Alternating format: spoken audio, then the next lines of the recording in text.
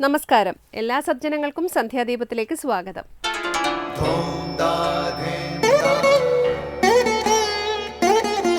ശുഭം ഭവതു കല്യാണമായുസാരോഗ്യവർദ്ധനം സർവദുഃഖ വിനാശായ സന്ധ്യാദീപം നമോസ്തുതേ.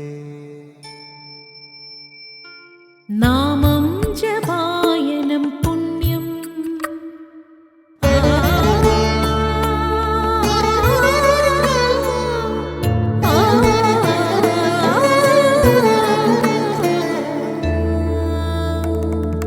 നാമം ജപായനം പുണ്യം നിരുപമദീപാങ്കുരം പോലെ സ്വരശ്രുതിലയവരമതുലം ദേവാങ്കണം മോക്ഷസംഗീതസാരം നീളും വഴിത്താരയിൽ ജീവതാരം മന്ത്രാലാപം മായാവിൻ നിൻ പ്രസാദം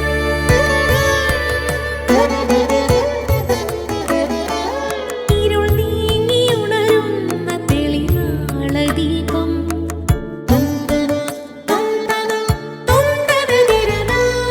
ഇരുൾ നീങ്ങിയുണരുന്ന തെളിനാളദീപം പ്രണവാമൃതം ചൊരിയുന്ന ദീപം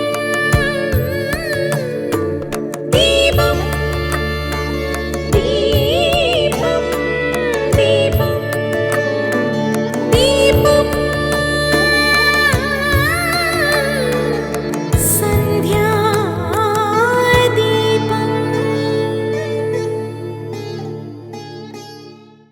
ബലിയുടെ യജ്ഞശാലയിൽ വാമനമൂർത്തിയായി എത്തിയ ഭഗവാൻ ചോദിച്ചത് 3 അടി മണ്ണ് മാത്രം. എന്നാൽ താൻ നേടിയതെല്ലാം മഹാബലി ഭഗവാന്റെ പാദത്തിൽ സമർപ്പിച്ചു. വാമനമൂർത്തി വിശ്വരൂപനായി 2 അടി കൊണ്ട് 3 ലോകങ്ങളും അളന്നെടുത്തു. 3-ാമത്തെ അടി വയ്ക്കാൻ സ്ഥലം തരൂ, നീ വിശ്വേശനല്ലേ എന്ന് വാമനൻ ബലിയോട് ചോദിച്ചു. അതിന് അചഞ്ചലനായി ബലി നൽകിയ മറുപടി ഇപ്രകാരമായിരുന്നു: പാദം മൂർധനി പ്രണയ ഭഗവാൻ എന്നായിരുന്നു. ഭഗവാനെ, അവിടുത്തെ തൃക്കാലടി എൻ്റെ ശിരസിൽ വെച്ച് അനുഗ്രഹിക്കണമേ എന്നായിരുന്നു ബലിയുടെ അഭ്യർത്ഥന. ഭാഗവതത്തിലെ നവവിധ ഭക്തിയിലെ അവസാന ഘട്ടമായ ആത്മനിവേദനമാണ് പിന്നെ ബലിയിൽ സംഭവിച്ചത്. ബലിയുടെ സർവസാത്മനിവേദനത്തിൽ സന്തുഷ്ടനായ ഭഗവാൻ മഹാബലിയെ അനുഗ്രഹിച്ചു. ദൈത്യ, നിന്റെ ഗർവം തീർക്കാനാണ് ഞാനിതെല്ലാം ചെയ്തത്. സുകൃതങ്ങൾ കൊണ്ട് നീ ജന്മസാഫല്യം അടഞ്ഞിരിക്കുന്നു എന്ന് ഭഗവാൻ പറഞ്ഞു. തുടർന്ന് ദേവന്മാർക്ക് പോലും ലഭിക്കാത്ത ഇന്ദ്രപദവി അടുത്ത മന്വന്തരത്തിൽ മഹാബലിക്ക് വാഗ്ദാനവും ചെയ്തു. അതുവരെ വിശ്വകർമാവിനാൽ നിർമ്മിതമായ സുതലം എന്ന വിശിഷ്ട ലോകത്തിൻ്റെ ചക്രവർത്തിയായി മഹാബലിയെ വാഴിക്കുകയും ചെയ്തു. തുടർന്ന് നമുക്ക് ഗുരുവചനം കേട്ട് നമുക്ക് പതിവ് സെഗ്മെൻറ്റുകളിലേക്ക് കടക്കാം. ചങ്ങലകളെല്ലാം നമ്മൾ തന്നെ നിർമ്മിച്ചതാണ്. അത് പൊട്ടിക്കാനും നമുക്കേ കഴിയും. സ്വാമി വിവേകാനന്ദൻ. അടുത്തതായി ശ്രീ ശങ്കരാചാര്യ രചിച്ച ശിവാനന്ദ ലഹരിയിലെ ശ്ലോകം ശ്രീ കാവാലം ശ്രീകുമാർ ആലപിക്കുന്നത് കേൾക്കാം.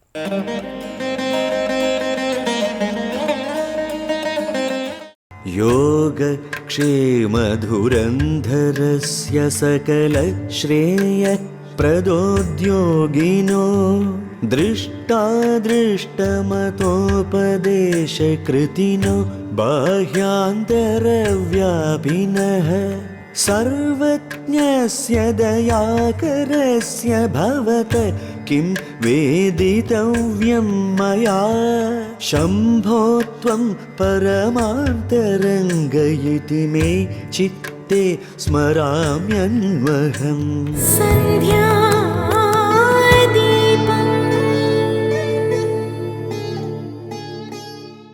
ഇനി ശങ്കരാചാര്യരുടെ കൃതികളെ വ്യാഖ്യാനിക്കുന്ന ശങ്കരസ്തോത്രാമൃതം കേൾക്കാം. എപ്രകാരം വ്യഷ്ടിക്ക് മരണം, അതുപോലെ സമഷ്ടിക്ക് പ്രളയം ഭയാനകമാണ്. എന്നാൽ ആര് ഈശ്വര സാക്ഷാത്കാര സമ്പന്നനായിരിക്കുന്നുവോ അവർക്ക് മരണമോ പ്രളയഭീതിയോ ഉണ്ടാകുന്നില്ല. അന്യഭാവം ആർക്കുണ്ടോ അവർക്ക് നിശ്ചയമായും ഭയവും വ്യാകുലതയും ഉണ്ടാകും. ശ്രീ ശങ്കരാചാര്യ രചിച്ച ശിവാനന്ദലഹരിയിലെ 34-ാം ശ്ലോകത്തിലെ ഈ ഭാഗം ഇന്ന് ശങ്കരസ്തോത്രാമൃതത്തിൽ സ്വാമി ചിദാനന്ദപുരി വ്യാഖ്യാനിക്കുന്നത് കേൾക്കാം.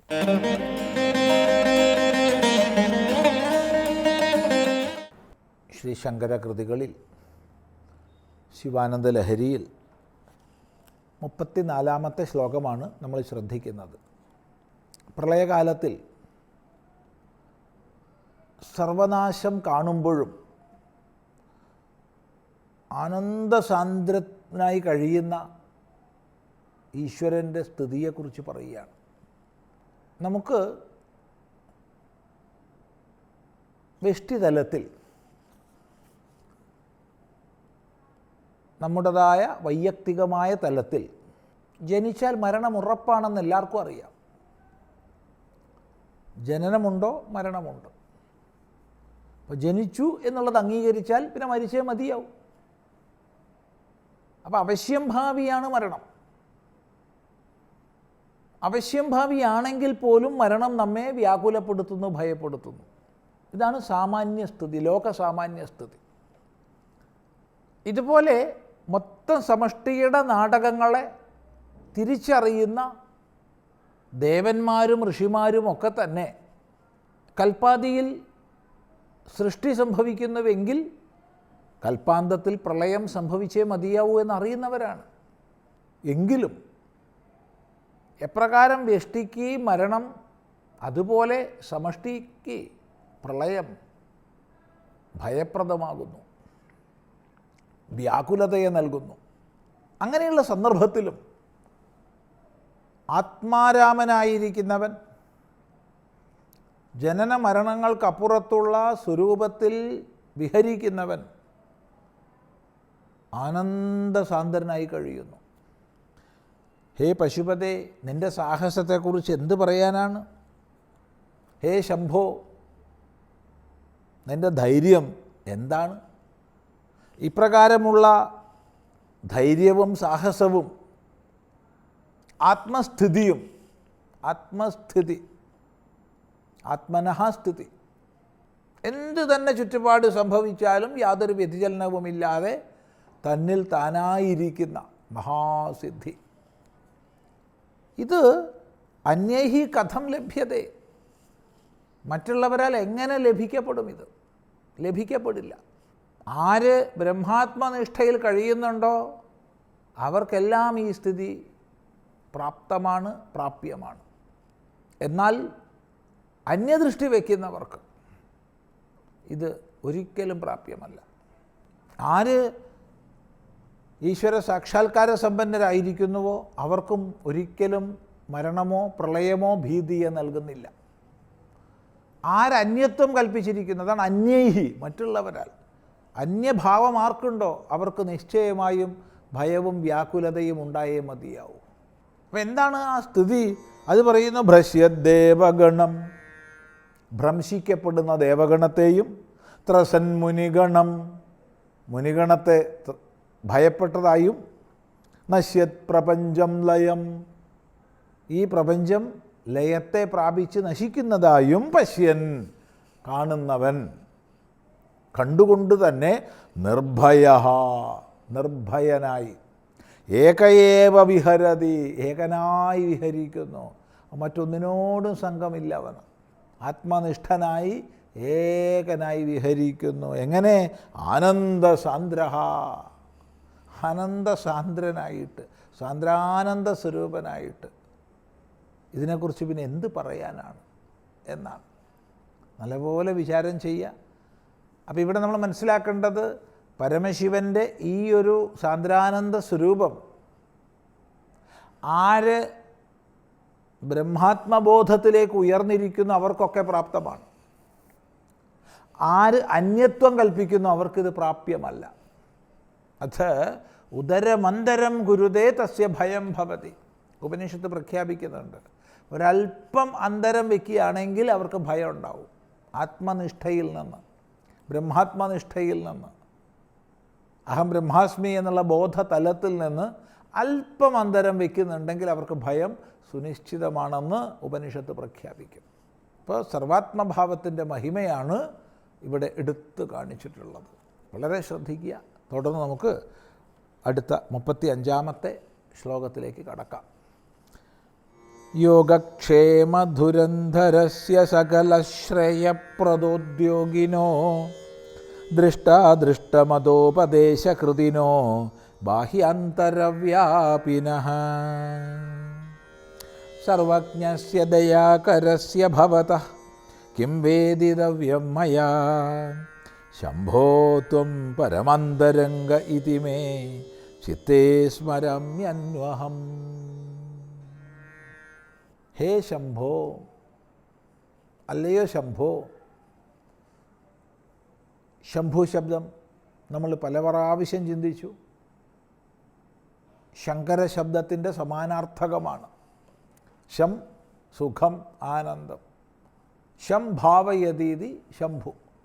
സുഖത്തെ ഭാവിപ്പിക്കുന്നവൻ, ഭവിപ്പിക്കുന്നവൻ ആരോ അവനാണ് ശംഭു. ഹേ ശംഭു, ത്വം പരമാന്തരംഗഃ, നീ പരമാന്തരംഗനാണ്, നീ പരമനാണ്, സർവരുടെയും അന്തരംഗത്തിൽ നിവസിക്കുന്നവനാണ്. പരമനെന്ന് പറയുമ്പോൾ ഇന്ദ്രിയ മനോബുദ്ധികൾക്കുപരി, പ്രമാണപ്രമേയ വ്യവഹാരങ്ങൾക്കുപരി നിലകൊള്ളുന്നവനാണ്. അങ്ങനെയുള്ള നീ എല്ലാവരുടെയും അന്തരംഗനാണ്, അന്തരംഗവാസിയാണ്. ഏഷഃ അന്തര്യമയതേ, ഉപനിഷത്ത് പ്രഖ്യാപിക്കും. എല്ലാവരുടെയും ഉള്ളിലിരുന്ന് യവൻ നിയന്ത്രിക്കുന്നു എന്ന്. ഇങ്ങനെ നീ അന്തരംഗനാണെന്ന് ചിത്തേ സ്മരാമ്യന്വഹം, ഞാനിതാ മനസ്സിൽ സ്മരിക്കുന്നു, വിചാരം ചെയ്യുന്നു. എന്തുകൊണ്ട്, എങ്ങനെ, അതാണ് വിസ്തരിച്ച് പറയുന്നത്. നമുക്ക് അടുത്ത പ്രാവശ്യം ശ്രദ്ധിക്കാം.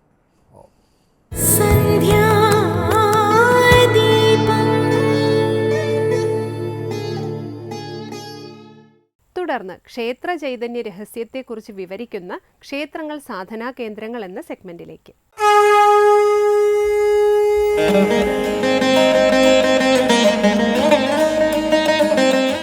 ഒരു ക്ഷേത്രത്തിലെ നിത്യനിദാനങ്ങൾക്ക് പുറമെ ഏറ്റവും പ്രാധാന്യമർഹിക്കുന്ന ഒരു ചടങ്ങാണ് ആ ക്ഷേത്രത്തിലെ ഉത്സവം എന്ന് പറയുന്നത്.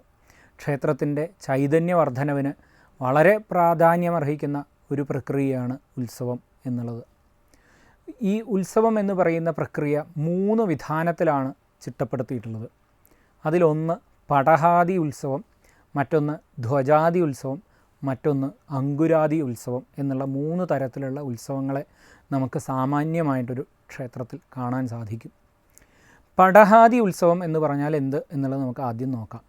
പടഹാദി ഉത്സവം എന്ന് പറഞ്ഞാൽ ഒറ്റ ദിവസത്തെ അല്ലെങ്കിൽ വിശേഷിച്ച് ചടങ്ങുകളൊന്നുമില്ലാതെ, കൊടിയേറ്റമോ മറ്റ് ആഘോഷങ്ങളോ ഒന്നുമില്ലാതെ, അല്ലെങ്കിൽ ക്രിയാപരമായ കൊടിയേറ്റങ്ങളൊന്നുമില്ലാതെ വെറുതെ ഒരു കൊടി ഉയർത്തി അല്ലെങ്കിൽ അങ്ങനെയുള്ള എന്തെങ്കിലും തരത്തിലുള്ള ഈ പടഹാദി ഉത്സവത്തിന് വലിയൊരു ഉദാഹരണമാണ് തൃശ്ശൂർ പൂരം.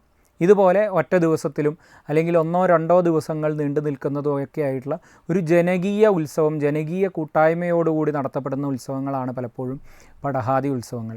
ദേവനെ വെറുതെ എഴുന്നള്ളിക്കുന്നു, ദേവനെ പുറത്തെഴുന്നള്ളിച്ച് ദേവൻ്റെ വലിയ ആഘോഷത്തോടു കൂടി മേളം അതുപോലെയുള്ള മറ്റ് ചടങ്ങുകളോടുകൂടിയൊക്കെ ഈ ദേവൻ്റെ ഉത്സവത്തെ അല്ലെങ്കിൽ ദേവൻ്റെ ചൈതന്യത്തിനെ വർദ്ധിപ്പിക്കുന്നതിന് വേണ്ടുന്ന ചടങ്ങുകൾ നടത്തുകയാണ് സാധാരണയായിട്ട് ഈ പടഹാദി ഉത്സവത്തിൽ ചെയ്യുന്നത്. എന്നാൽ ധ്വജാദി ഉത്സവം എന്ന് പറഞ്ഞാൽ കുറച്ചുകൂടി താന്ത്രികമായിട്ടുള്ള ക്രിയാപദ്ധതികൾ കൂടി അവിടെ സമ്മേളിക്കുന്നുണ്ട്. ഈ ധ്വജം, അതായത് നേരത്തെ നമ്മൾ സൂചിപ്പിച്ചു കൊടിയേറ്റം എന്ന് പറയുന്ന ഒരു ചടങ്ങ്, കൊടിയേറ്റത്തോടു കൂടിയാണ് ധ്വജാദി ഉത്സവങ്ങൾ ആരംഭിക്കുക. കൊടിയേറ്റത്തോടു കൂടി ആരംഭിച്ച് കൊടിയിറക്കത്തോടു കൂടി അവസാനിക്കുക. അതിൻ്റെ ഇടയിൽ ആറാട്ട് മുതലായ കാര്യങ്ങളും ഒക്കെ ഉണ്ടാവാറുണ്ട്. അതിനും പുറമെ മൂന്നാമതുള്ള ഒരു വിശേഷമായിട്ടുള്ള ഉത്സവം അങ്കുരാദി ഉത്സവം എന്നാണ്. അങ്കുരാദി ഉത്സവത്തിനും ഈ അങ്കുരാദി ഉത്സവം ഉണ്ടെങ്കിൽ ഈ 3 എണ്ണവും അവിടെ സമ്മേളിക്കുന്നുണ്ട് യഥാർത്ഥത്തിൽ. അങ്കുരാദി എന്ന് വെച്ചാൽ അങ്കുരം എന്ന് പറഞ്ഞു കഴിഞ്ഞാൽ വിത്തുകൾ എന്നാണ് അർത്ഥം.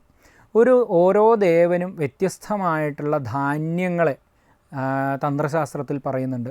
ഈ ധാന്യങ്ങളെ വളരെ സവിശേഷമായ മന്ത്രപ്രകരണത്തിലൂടെ ക്രിയാവിശേഷങ്ങളിലൂടെ മുളപ്പിച്ചെടുക്കുകയും ആ മുളപ്പിച്ച ധാന്യങ്ങളെ പൂജിച്ച് ദേവൻ്റെ ചൈതന്യവർദ്ധനവിന് വേണ്ടുന്നതായിട്ടുള്ള ക്രിയാവിധാനങ്ങൾ സംയോജിപ്പിക്കുകയും ചെയ്തുകൊണ്ട് നടത്തുന്ന ഒരു ഉത്സവമാണ് ഇത്തരത്തിലുള്ള അങ്കുരാതി ഉത്സവത്തിൽ നമ്മളവിടെ സമ്മേളിപ്പിക്കുന്നത്.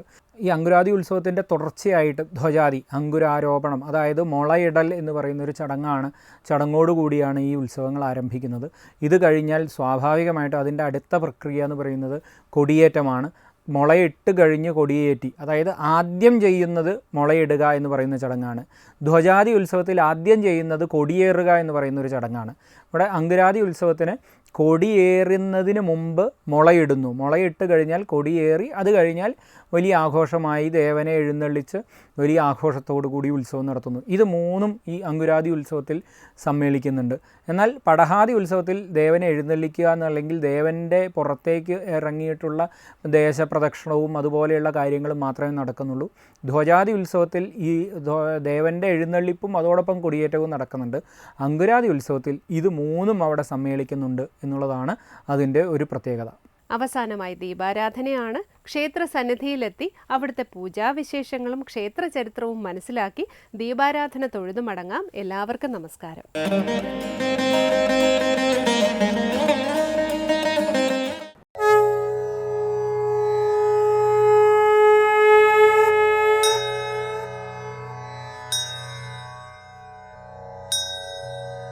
ലാവണ്യവാസഗേഹേ ചരിതവിരചിതേ ലോകനാർക്കാവിൽ മേവും ലാവണ്യാഢംബരേ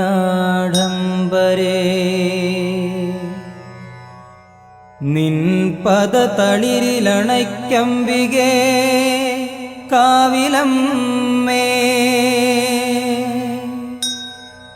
ഇത് പ്രസിദ്ധമായ വടകര ലോകനാർക്കാവ് ക്ഷേത്രം. കളരികളുടെയും അംഗങ്ങളുടെയും നാടായ കടത്തനാടിൻ്റെ സിന്ദൂര തിലകമായി കുടികൊള്ളുന്ന ക്ഷേത്ര സമുച്ചയമത്രേ ലോകനാർക്കാവ്. വൈഷ്ണവ ശാക്തേയ ശൈവ സങ്കല്പങ്ങളുടെ സമന്വയം സാക്ഷാത്കരിച്ച ഒരു അപൂർവ ക്ഷേത്രമത്രേ വടകര ലോകനാർക്കാവ് ക്ഷേത്രം.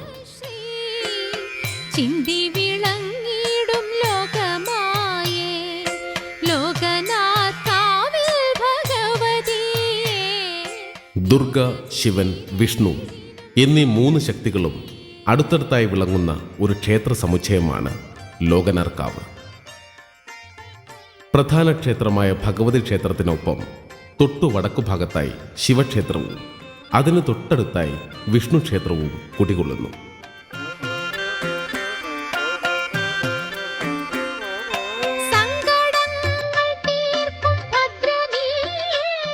കോഴിക്കോട് ജില്ലയിലെ വടകരയിലാണ് ലോകനാർക്കാവ് സ്ഥിതി ചെയ്യുന്നത്.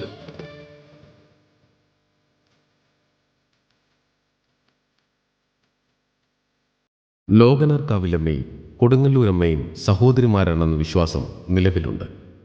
കൊടുങ്ങല്ലൂരിലെ ലോകമലേശ്വരം എന്ന സ്ഥലപ്പേരിൽ നിന്നുമാണ് ലോകനാർക്കാവ് എന്ന പേര് വന്നത് എന്ന അഭിപ്രായം നിലനിൽക്കുന്നു.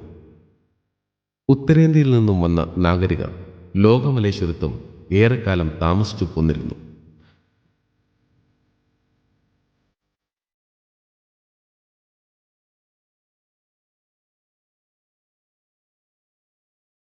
ലോകനാർക്കാവിലമ്മയും പിഷാരിക്കാവിലമ്മയും സഹോദരിമാരാണെന്ന് മറ്റൊരു സങ്കല്പം. ലോകനാർക്കാവിൽ എന്നതുപോലെ പിഷാരിക്കാവ് ക്ഷേത്രവും സ്ഥാപിച്ചത് വൈശ്യപ്രമാണിമാരത്രേ. ലോകനാർക്കാവിലെയും പിഷാരിക്കാവിലെയും കുടിയേറ്റക്കാർ ഭഗവതിയുടെ ഉപാസകരാണ്.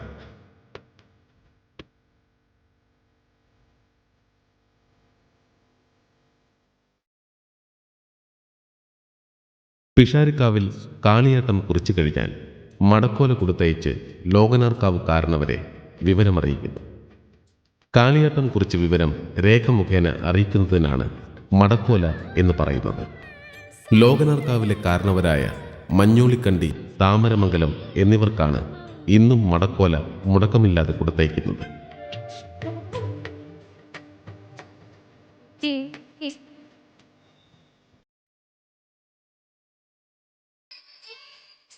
ലോകനാർക്കാവ് ക്ഷേത്രമതിലിനോട് ചേർന്നുള്ള 4 കൽത്തറകളിൽ ഒരെണ്ണം ഉത്സവം കാണുവാൻ തച്ചോളി ഉദയനന്റെ കുടുംബത്തിനും മറ്റൊന്ന് ഒരു മുസ്ലിം കുടുംബത്തിനുമായിരുന്നു.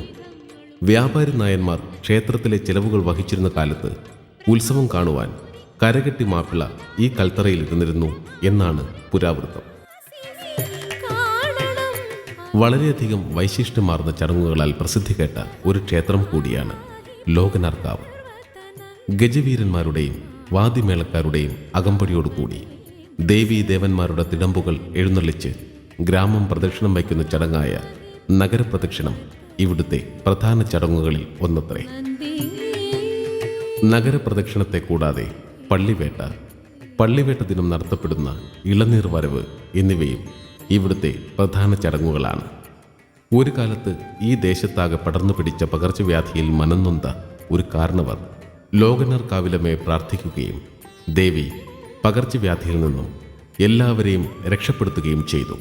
ഇതിൽ സന്തുഷ്ടനായ ആ ഭക്തൻ നേർന്ന വഴിപാടത്രേ ഇളനീർ വരവ്. പൂരക്കളി ലോകനാർക്കാവ് ക്ഷേത്രത്തിലെ വളരെ പ്രധാനപ്പെട്ട ഒരു ചടങ്ങത്രേ.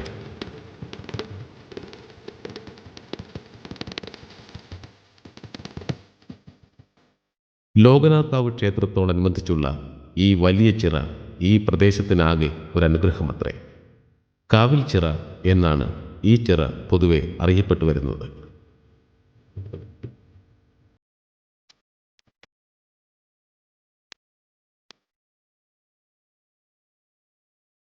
ലോകനാർക്കാവിലെ വിഷ്ണു ക്ഷേത്രത്തോടനുബന്ധിച്ചുള്ള ഈ കുളത്തിൽ തേങ്ങ മുക്കിയ ശേഷമാണ് ഭക്തർ ഭഗവതി ക്ഷേത്ര തിരുനടയിൽ തേങ്ങയേറ് എന്ന കർമ്മം നിർവഹിക്കുന്നത്.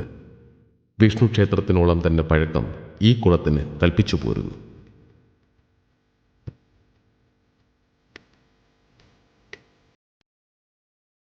ലോകനാർക്കാവ് ക്ഷേത്ര സമുച്ചയത്തിലെ വിഷ്ണു ക്ഷേത്രം ഭഗവതി ക്ഷേത്രത്തിന് വടക്കുഭാഗത്തായാണ് സ്ഥിതി ചെയ്യുന്നത്.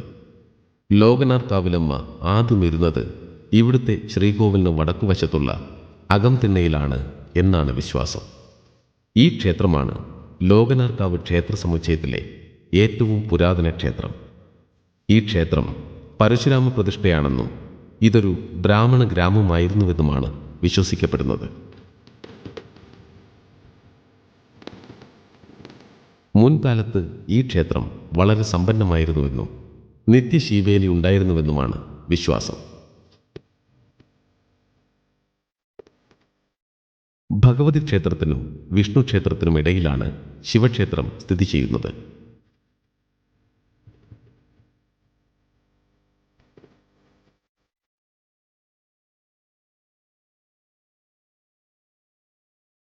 മൃത്യുഞ്ജയ ഹോമവും ധാരയുമാണ് ഇവിടുത്തെ പ്രധാന വഴിപാടുകൾ.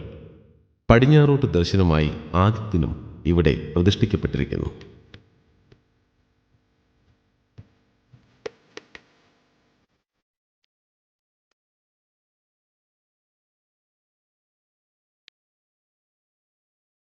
ഭഗവതി ക്ഷേത്രത്തിന് സമീപം ശിവൻ, വിഷ്ണു എന്നീ ദേവന്മാരുടെ ക്ഷേത്രങ്ങളും കുടികൊള്ളുക വഴി വൈഷ്ണവ ശാക്തേയ ശൈവ സങ്കല്പങ്ങളുടെ സമന്വയം സാക്ഷാത്കരിച്ച അപൂർവ ക്ഷേത്രമായി നിലകൊള്ളുകയാണ് ലോകനാർക്കാവ്.